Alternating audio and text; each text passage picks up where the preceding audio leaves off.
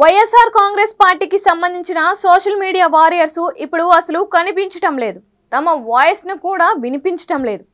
కొంతమంది తమ ఫోన్ నెంబర్లు బ్లాక్ చేసుకోగా మరికొందరు మాత్రం తాము ఎంతో పవిత్రమైన వారిమి అన్నట్లు మాట్లాడుతున్నారు. ఉదాహరణగా చెప్పాలంటే మొన్నటి మీడియా సమావేశంలో కొడాలి నాని మాట్లాడినట్లుగా కొందరు తమ ఇళ్లను ఖాళీ చేసి గుర్తు తెలియని ప్రాంతాలకు వెళ్ళిపోయినట్లు సమాచారం. ప్రధానంగా ప్రభుత్వ సలహాదారు పదవిలో ఉంటూ ప్రభుత్వంలో పార్టీలో కీలకంగా వ్యవహరించిన సజ్జల రామకృష్ణారెడ్డి కుమారుడు సజ్జల భార్గవ ఎక్కడున్నారు అనేది ఇప్పుడు తెలియటం లేదు. సజ్జలతో పాటు ఆయన కుటుంబం మొత్తం హైదరాబాద్ వెళ్ళిపోయింది.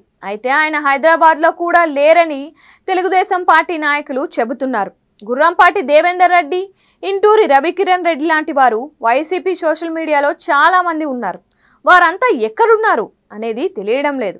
కొందరు ఊళ్ళు వదిలిపెట్టి వెళ్ళిపోయారు అని చెబుతున్నారు.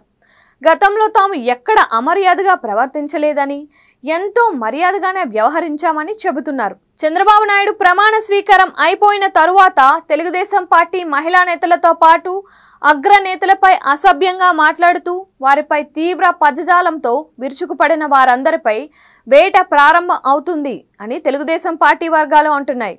ఎక్కడ ఉన్నా వదిలిపెట్టేదే లేదు అని తేల్చి చెప్పేశాయి. వాస్తవానికి వీరంతా రేపు అనేది లేదు అన్నట్లుగా చెలరేగిపోయారని, కానీ ఆ రేపు అనేది ఉంటుందని టీడీపీ కూటమి అధికారంలోకి వచ్చిందని ఆ పార్టీ శ్రేణులు అంటున్నాయి. సజ్జల భార్గవపై ఇప్పటికే పలు కేసులు నమోదైన సంగతి తెలిసిందే.